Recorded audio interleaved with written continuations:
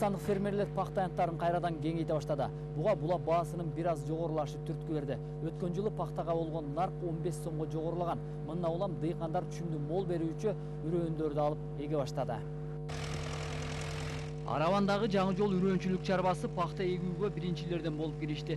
Алар МТСтин техникалары менен түрк пахтасынын сортун эге баштады. Biz өткөн жылы бул үрөөнөн 10 гектар жерге эктик.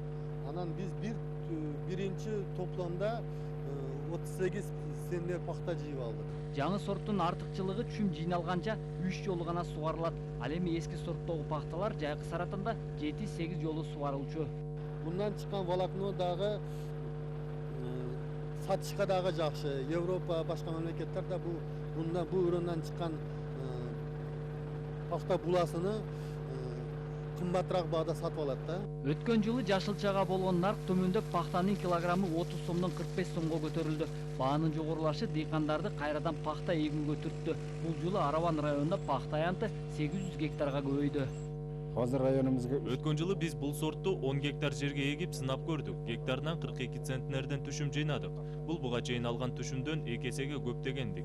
Адистер пахта аянттарын көбөйтүү менен ири киреше табууга болбойт деген ойдо. Ал үчүн кайра иштетүү тармагын жандандырыш керек. Последние годы Азыр биз буланын килограммын 65 сомдон сатып жатабыз. Ал эми керектөөчүлөр буладан жасалган кездемени мындан 10 эсе жогору баада сатып алууда. Мындан улам кайра иштетүү тармагын алга жылдыруу керек.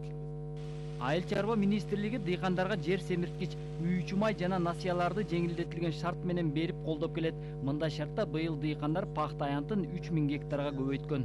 Авазбек Айтиев, Ибрагим Ашуров, Коомдук 1 канал, Ош облусу.